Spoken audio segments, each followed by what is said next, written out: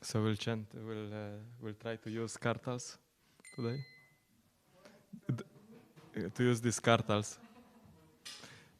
Let's see how this works. There's some reason behind it. We'll talk about this later. Jaya Radha Madhava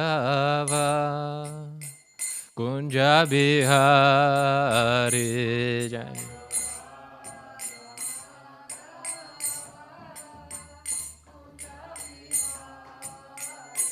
Jaya Radha Madhava Kunja Bihari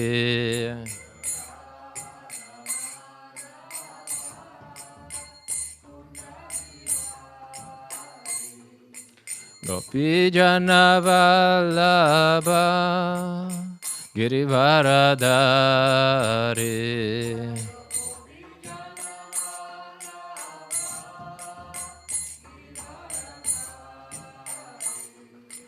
Gopi Jana Vallabha Girivaradari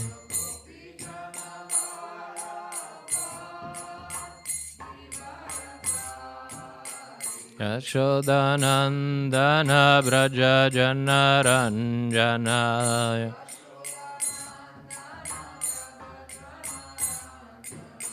Yashodanandana Braja Janaranjana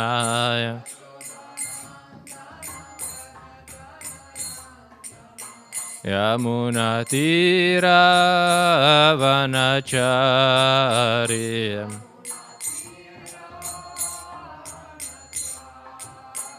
Yamunatira Vanachari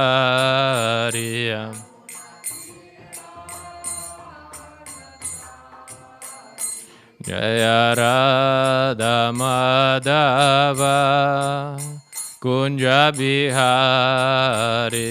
Jaya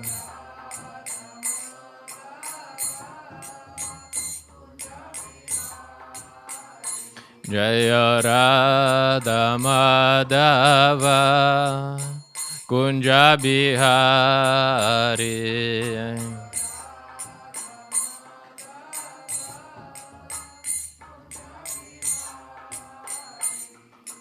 Gopi Jana Vallabha Girivaradari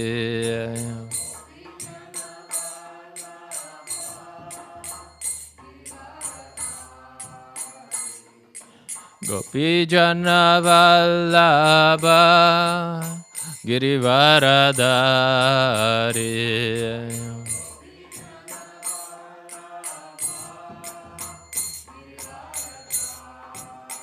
Yashodanandana Braja Janaranjana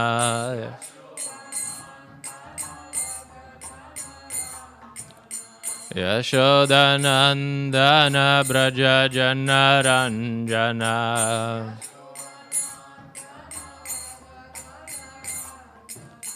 Yamunatira Vanacharya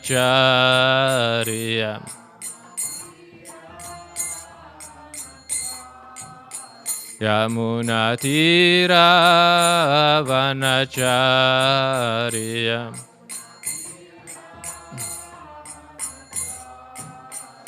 Jaya Radha Madhava Kunja Bihari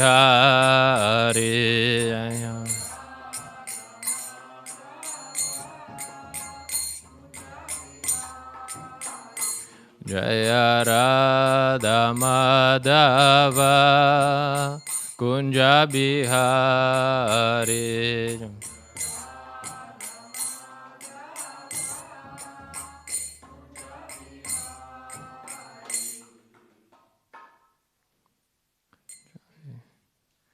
Om Namo Bhagavate Vasudevaya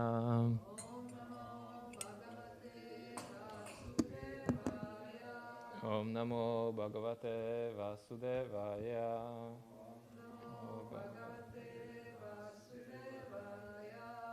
Om Namo Bhagavate Vasudevaya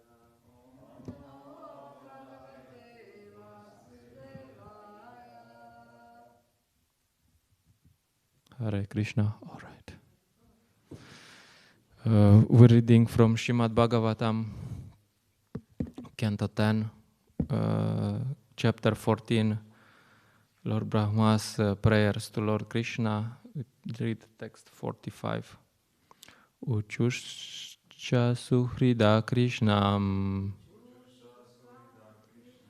svagatam te tiramhasa naikopi aboji kavala ehita sadhu bujitam uchuscha suhrida Krishnam svagatam te tiramhasa naikopya boji kavala ehita sadhu bujyatam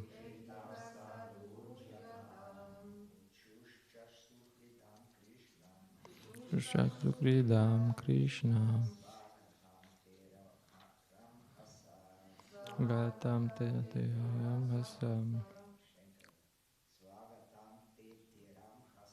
Swagatam te tiramhasam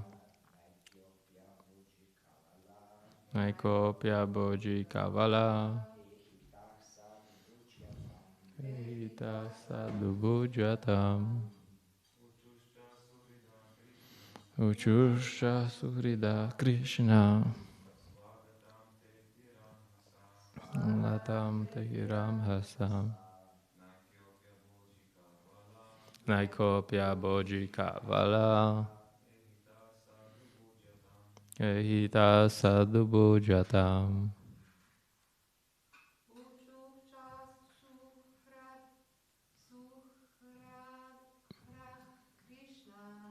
Uchusha suhrida Krishna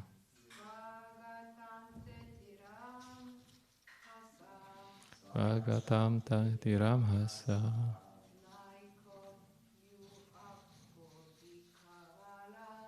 Naikopya Boji Kavala Etita Sadhu Bujatam Uchuhu. They spoke. Cha and Sohrida, the friends. Krishnam, to Lord Krishna. Suagatam, have come all the way back. Te, you. Atiram Hasa, very quickly. Na, not. Eka, one. Api, even. Aboji, has been eaten. Kavala, morsel. Ehi, please come. Itaha, here. Sadhu, properly. Pujatam, take your meal. Translation and purport by disciples of His Divine Grace A.C. Bhaktivedanta Swami Srila Prabhupada. The cowherd boy friends said to Lord Krishna, "You have returned so quickly. We have not eaten even one morsel in your absence. Please come here and take your meal without distraction." Purport. The word Svagatam te tiram hasa indicate that the cowherd boys were congratulating Lord Krishna for having brought the calves back so quickly from the forest. Now Lord Krishna's beloved friends urged him to sit down properly and eat to his full satisfaction. According to Srila Prabhupada's Krishna, the Supreme Personality of Godhead, the cowherd boy friends felt quite jubilant and were eager to eat with their dear friend Krishna.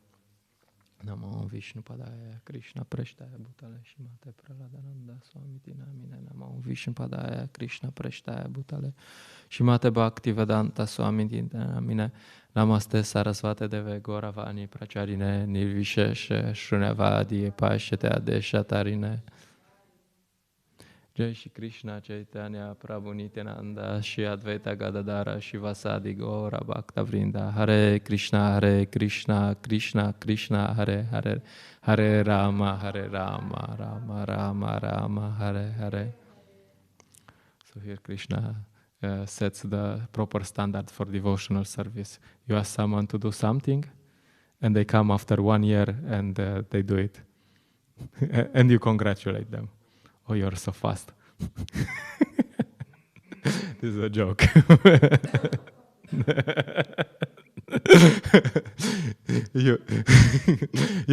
you think, what? Anyway, that's very complicated things to understand in this lila. So the cowherd boys are very happy that Krishna brought the calves back so fast after only 1 year. Anyway, I'm not qualified to speak about this topic. The point here is that you have these nice relationships in between Krishna and the cowherd boys, and sometimes we also ask if Krishna has eaten something today. But when we ask that, especially me, when I ask that, it's not because I'm really concerned about Krishna. Like it's not that I have real love for Krishna and that I'm concerned. Oh, Krishna. Maybe Krishna is hungry. Maybe he has to eat. No, I have some agenda behind. Did Krishna eat? Okay, if Krishna has eaten, let's do something for. let's do something for myself, or I have some service, or yeah. But usually it's not on that platform, So and that's the difference. And then you have the residents of Vrindavan who are on that platform, and you have Lord Brahma, who's supposedly not on that platform. He's on the platform of more like sadhana bhakti, more on our level. And Krishna also says in Bhagavad Gita that there's different levels, There's this spontaneous love for Krishna, which some devotees have, but it's quite rare. It's very rare. And Krishna says in chapter 12, he says, just fix your mind upon me, the Supreme Personality of Godhead, and engage all your intelligence in me. Thus you will live in me always without a doubt. If you are on this spontaneous platform, just think of Krishna. Just love Krishna. That's it. Finish. But if you're not, maybe some of us are not. He says, my dear Arjuna, if you cannot fix your mind upon me without deviation, then follow the regulative principles of Bhakti Yoga. In this way, develop a desire to attain me. So if you're not on that platform, then you have to follow sadhana bhakti. That's, of course, and then if you cannot follow sadhana bhakti, he gives more steps there. But the point, usually, the devotees in the temple can follow some sadhana bhakti. So usually we are on that platform, there's exceptions, but usually we are on that platform. And few texts before, we have this, now here we have this residents of Vrindavan who are on this loving platform. A few texts before we had the Lord Brahma, who is supposed to be on this sadhana bhakti platform. And he understands that for him, for his level, staying in Vrindavan is a sort of sense gratification. He's out of place there. That's not his place. And he's supposedly not on that level. So he needs to do his own duty. He needs to do, in our case, his own sadhana and get to that level. So it's not a problem, but it's just a point of understanding where you are. So Lord Brahma is on the sadhana bhakti platform, and he acts on that platform. He doesn't just go to Vrindavan. I mean, there's many reasons, it's explained that a four-headed man in Vrindavan would be a bit out of place, like, and many other things. But the point is, everyone should act according to their level. So, and it explains that actually sadhana bhakti, if we follow the sadhana bhakti with the under the guidance of Lord Chaitanya, what we actually attain, usually if you follow sadhana bhakti, you attain Vaikuntha. But if you follow sadhana bhakti in the movement of Lord Chaitanya, then you can attain Vrindavan, spontaneous loving service in Vrindavan for Radha Krishna. And there's in a text before, there's something very interesting. I mean, for me, it was very interesting. There, in a purport, it says that about Lord Brahma, that he could, after he would finish his sadhana bhakti, that he would come to the Vrindavan and get the mercy of the inhabitants there. So how do you get to Vrindavan? You get the mercy of the residents of Vrindavan. This is very, very important and very interesting concept. How to get the mercy, that we need the mercy of someone. And then you can think, how do you get this mercy? And first answer is that you get the mercy by doing sadhana bhakti, which is, we will get back to that. It's not a complete answer. But before getting into sadhana bhakti, in Madhurya Kadambini, Vishwanath Chakravarti Thakur has one chapter. This is like very condensed. And he has one chapter where he explains the nature of bhakti. And he explains that bhakti comes from bhakti. It sounds like very simple, but it's very consequential, like if you to understand that bhakti comes from bhakti, and bhakti doesn't come from karma, jnana, yoga. You can do karma, these karma kanda rituals as much as you want, for millions of years, you're not gonna get bhakti. So bhakti only comes from bhakti. So by feeding the poor, by studying shastras or something, you cannot get bhakti. No chance. And actually it's described that even if you want to have success in these karma kanda rituals, in jnana kanda rituals, in this yoga, you have to have some bhakti thrown inside. In karma kanda rituals, they have some Vishnu mantras. Somewhere, like there's always some Vishnu mantras. There's some sort of bhakti inside. Otherwise, you don't get success.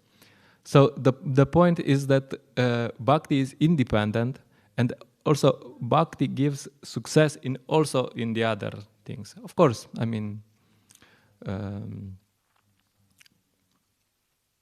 it's a complicated thing. So the point is here that bhakti comes from bhakti. You are a nice person, no, it doesn't help you.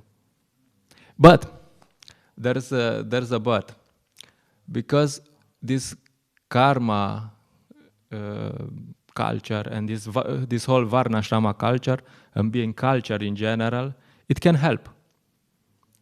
In which way? I mean, in general, you can say they are useless. Of course, you have to be this is speaking from the transcendental level, where if you don't get love for God, then nothing is good. Like there is this. From some perspective, you say this is good in the material world and this is bad in the material world. So, I mean. And then devotees and people on the higher level says this is all concoction. Everything is bad. If it's not related to Krishna, it's bad. Finish. And Krishna also says this in Bhagavad Gita. So you have to be,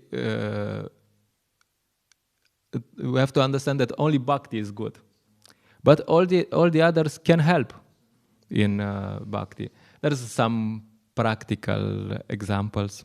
How can they help? They can help to give you some sukriti, some bhakti sukriti. I'll just give an example. There's many examples like that. I was in Jesenice, I think, and I met this Bosnian guy. Bosnian people, they usually have a big heart. I don't know if it's political. They usually don't want books, but they have a big heart. For some reason, they are nice, they are nice. So it's easy to relate to them. It's very hard to give them books.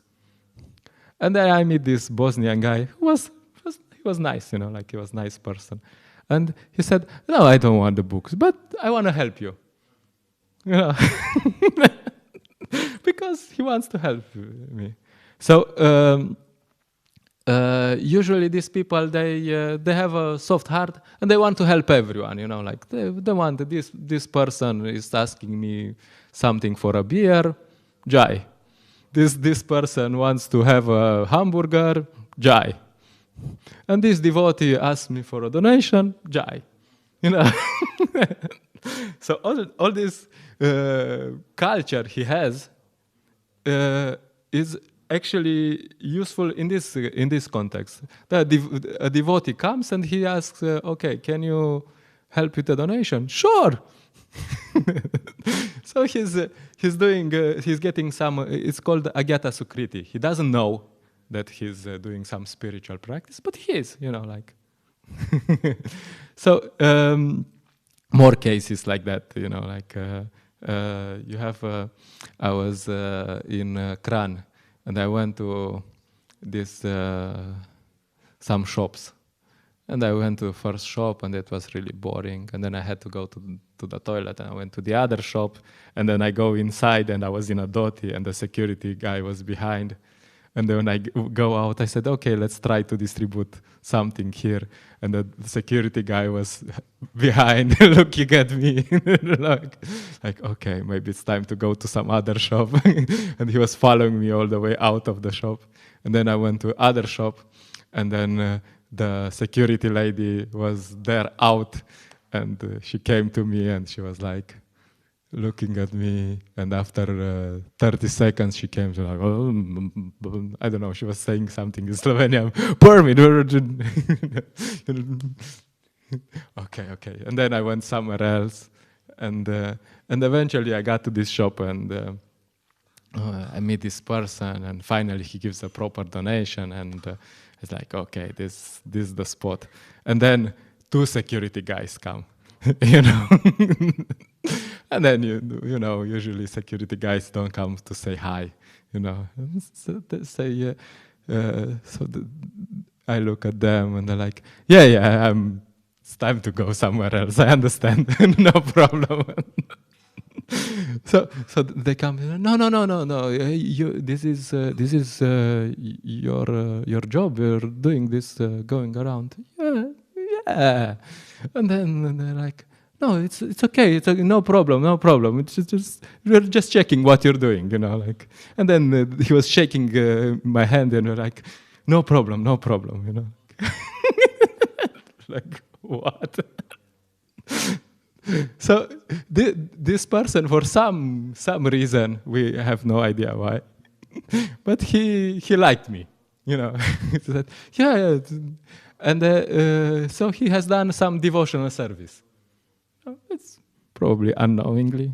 So this is called Agyata Sukriti. Yeah, you can stay here.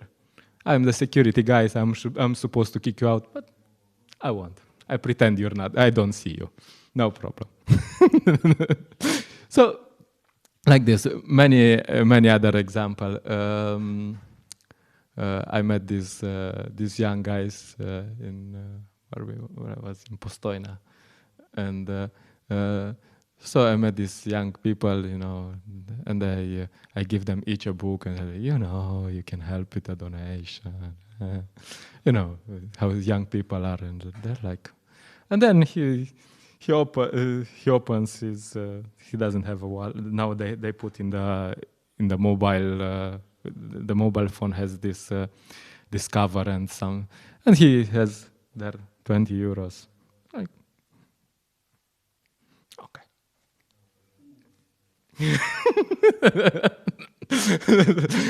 was probably rich, but that's all he had. Then I saw later he was at the ATM and getting more luxury. And they had this wine bottle and this, but because it was for some reason he was like 20 euros. So he got a guitar also.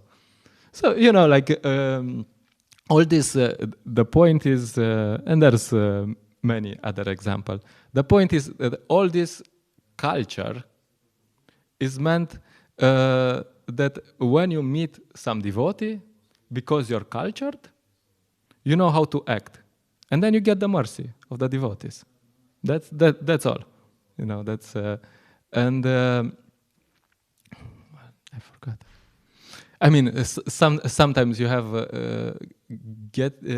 culture means also that you know how to behave with devotees.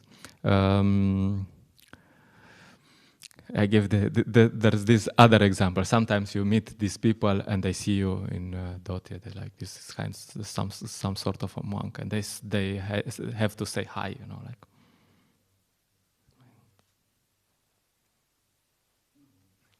And then you're like, very nice. Now, then you say hi, and then you say, oh, please stop a bit, let's talk. And they give them a book, and they're like, no, I don't want a book. So then you're wondering, what's the use of all this culture? Because actually, proper culture is if you meet a devotee, then it's like he's like a guru for you, and if he's a guru, then you should actually do what he's telling you to do.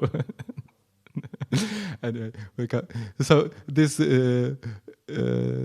kind of people, maybe they get some mercy, but not so much, because I mean the whole point of interacting with the devotees is sometimes I meet also these aspiring devotees. They have tools, and they're like, okay, this is a book for you. Oh, I have so many books. Well, I mean, usually they don't have all the books. I'm pretty sure they don't have. But I mean, that's culture. Okay. Oh, this is Srila Prabhupada's books. Wow, I'm a devotee. Wow. Let's see if you have something I don't have. Usually I do. So the point is, culture also includes that you follow the instructions. Anyway, also let's become positive again. We go for Harinam, and you go for Harinam, and I like to wave at people. You go if they are looking a bit like this, and then this inquisitive question, what's this? And then you wave at them, and then they wave back. And this is devotional service. This is Agyata Sukriti, but this is some sort of devotional service. You wave at the Hari now. You have so this devotional this Agyata Sukriti, in time, this piles up, and then you get enough Sukriti that you can pious credit to do the next steps. Get a book, read the book, associate with the devotees, and so on. So that's why this is very, very important. Like this Harinam Sankirtan and going out. This Slovenia is like sits on a mountain of Sukriti. There's a pile of Sukriti here. I met this lady.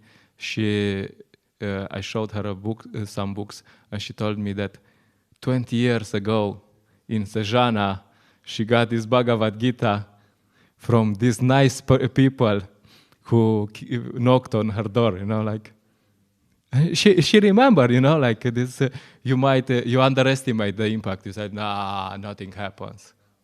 No, this lady, after 20 years, you know, like she remembered, oh, these nice people came at my door and they were nice and they were like, oh, this is a very strong impression, you know, like. Of course, I mean, usually it's this strong impression is covered and when you meet them again, they get through the layers and like, wow, I met some Hare Krishnas before. But so that's why it's important, all this agata sukriti that people get through Harinam Sankirtan. Eventually it piles up and eventually they click, oh, maybe I should read the books. Wow, that's nice. Anyway, so I was starting from understanding sadhana bhakti and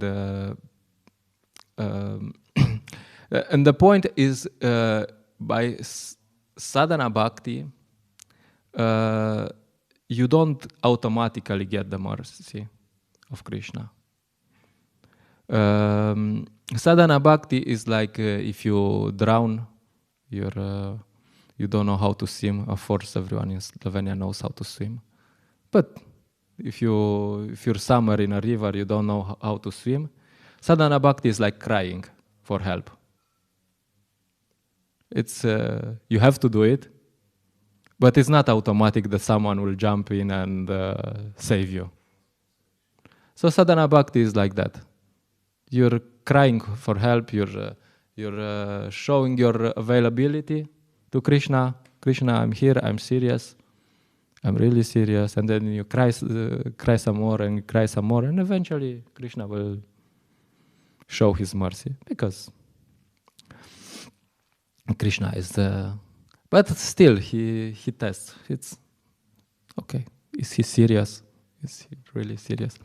So and also it's interesting to understand how this mercy manifests, because in very rare cases Krishna gives this mercy directly, and in some cases it's given through Shastra, but that's quite rare. And most of the times the mercy is given from the devotees.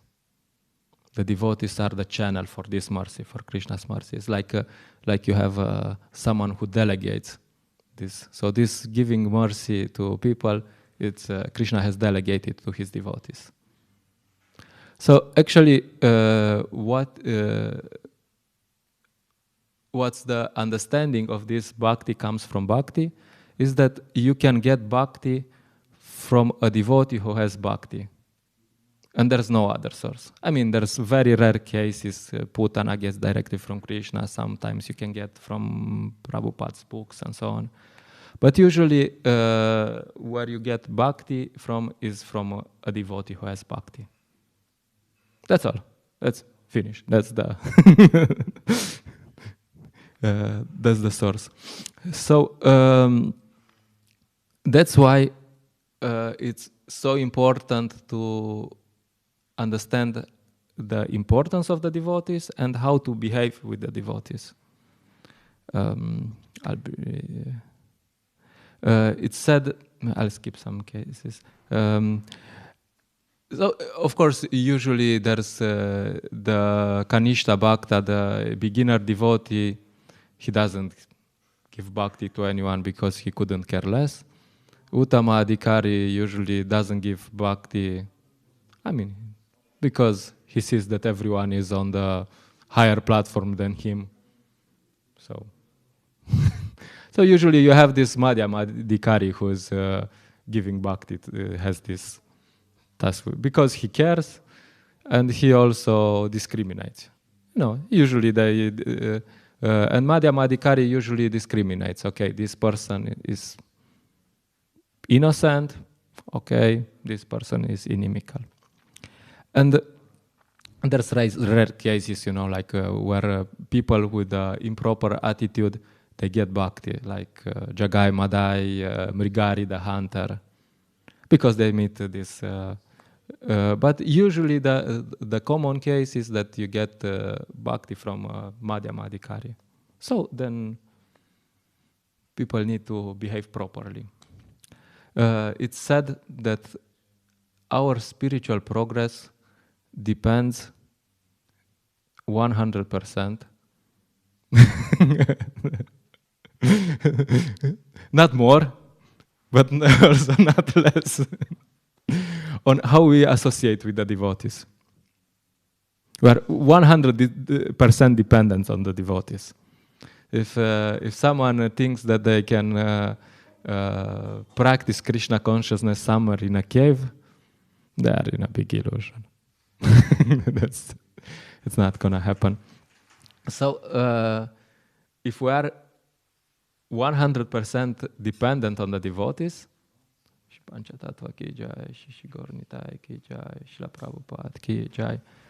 then this is also negative, and then there's also positive. So negative, we many times we emphasize the problems of Vaishnava Parada. You offend the devotees, your spiritual life is finished. Of course, there's a longer process. Usually you get reactions, usually you get kicked out for some time. It's like a fever. You have fever for some time, and after this fever subsides, and then you can get back into the devotee association. But it's very, very detrimental. Krishna doesn't take this very lightly. And there's also the positive, of course. If devotees who are happy with us, then we will advance. That's the secret. You please the devotees, jai. Your life is good. So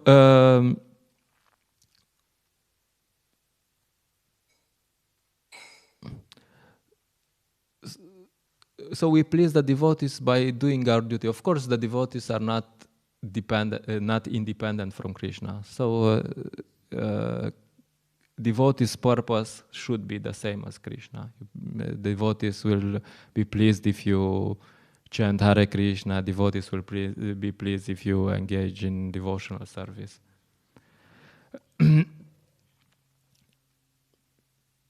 But the point is, you have to understand this Guru Tattva is very, very often not understood enough, you know. Because there's this point, okay, there's this Diksha Guru who takes my sin all my sins on initiation. If not on the first one, at least on the second one, he will take all my sinful reactions, and then it's smooth. Sky is the limit. But then things get more complicated, because we have to understand there's Diksha Guru and Shiksha Guru. So this is the very difficult part. The Shiksha Guru Tattva is very, very difficult, because the conditioned soul comes and he wants to be God. Oh, okay. And then he understands, okay, Krishna is God. Tough luck. Okay. Then maybe I want to be Nanda Maharaj. Oops, this position is also taken. Good. Then maybe I want to become Shakti Aveshavatar. Yeah. Of course, we don't say these things because we are in the Hare Krishna movements. We don't want to become Shakti Aveshavatar. Sometimes we do. And then we accept, okay, Srila Prabhupada is more advanced than me. Okay. And we might even get a Diksha Guru, who ideally he's somewhere where we don't see him too much. I mean, that's the mentality many times devotees have. Okay, somewhere is that. And then he will, when he comes, I'll give him some water from the distance, because he might tell me what to do. Might give him some instructions. So I give the water, I put it there, and anyway, this is a joke, but this is so this is okay, good, and then you get to the point where the Diksha Guru or Shiksha will teach you, okay, the role of the Diksha Guru. His Holiness Prahladananda Maharaj said in one class, probably in more, that the role of the Diksha Guru is to teach you what your other Shiksha Gurus are. Wow, that's heavy. Oh, you go in the temple and then you understand, temple president is my Shiksha Guru. Okay, good, temple president, good. Okay, I can accept his temple president. And then you understand, maybe other devotees are Shiksha Gurus. And the point is, once you advance, you understand, okay, there is some authority which is under which I should function. I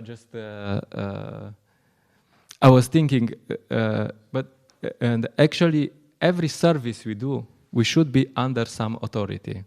Maybe we're not so structured yet, but we should be. Like you come for morning program. Like, okay, devotional service is voluntary. Yes, voluntary. You decide that you will follow the authorities and you will serve Krishna according to the guidance. You come to the morning program and you take these wumpers, and some authority tells you, "Oh, Prabhu, we don't use wumpers." And of course, this is not whimsical. There's like now Maharaj was reading this book about some kirtan standards, and there it's written that Srila Prabhupada's standard for Jaya Madhava is kartals. so then you see Maharaj says, no more harmonium, kartals. I mean, there's some explanation, like in Arti in general, the standard is kartals and mridanga, nothing else. Because the whole point of the Arti is that we should meditate on what we're singing. If you just bang the mridanga, boom, boom, boom, boom, boom, 5 mridangas, doom, doom, doom, doom, doom, boom, boom, boom, and this other thing, ding, ding. I mean, okay, but do you hear Hare Krishna? Do you meditate on Krishna? Do you meditate? We're singing these prayers. Do you meditate on these prayers? That's the purpose, that we actually know what's these prayers and we meditate on these prayers. And then, anyway, you go to Harinam. Okay, who can sing? Whoever has good voice. No. Anyway, all these things, the whole point is whatever service we do, there's some authority who should define, according to Srila Prabhupada's teachings, how this service should be done, and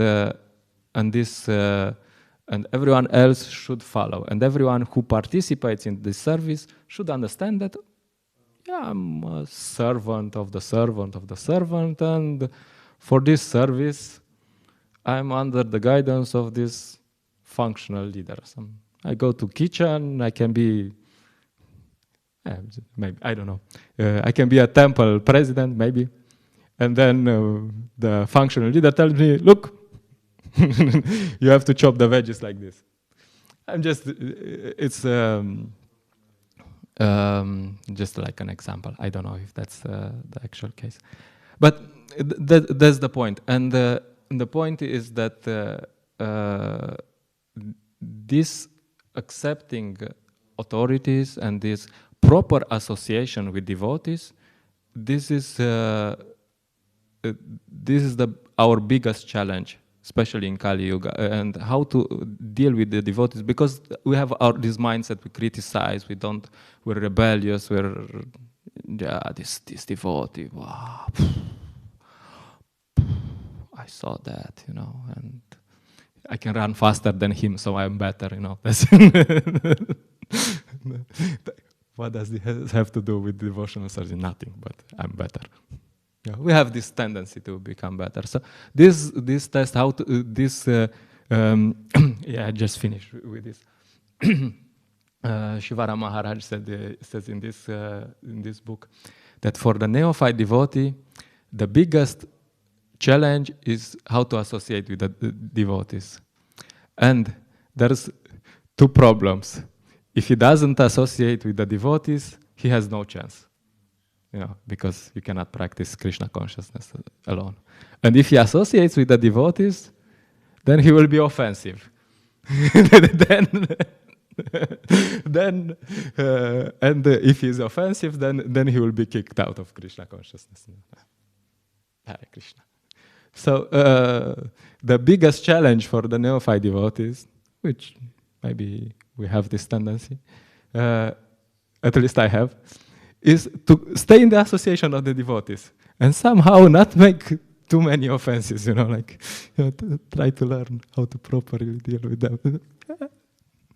And then if you stay enough in the association of the devotees, then you get purified and then everything is good. But this is one of the key problems, and then that's one of the key reasons why devotees leave Krishna consciousness, because they don't know how to associate with devotees. All right, I'll stop here. Sorry for talking too much.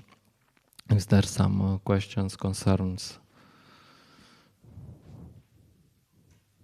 Thank you. Very nice. Just a comment. I appreciate that you continue with this topic, which is very important to understand how process works from the scratch.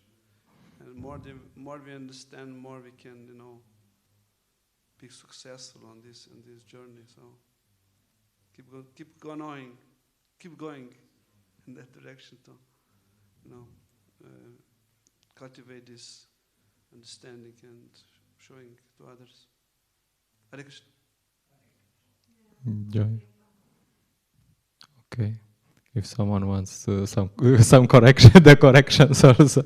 So also encourage other devotees to maybe also this is book of Shivara Maharaj, Shuddha Bhakti Chitamani, where this process is very nicely and precisely described. So it's a handbook for us. This is my understanding. It's a really eye-opening for me also. It's like that. Hare Krishna. Okay, Grantaraj Srimad Bhagavatam ki jai, Srila Prabhupada ki jai. Mukunda Madhava Prabhu ki jai. Hare Krishna.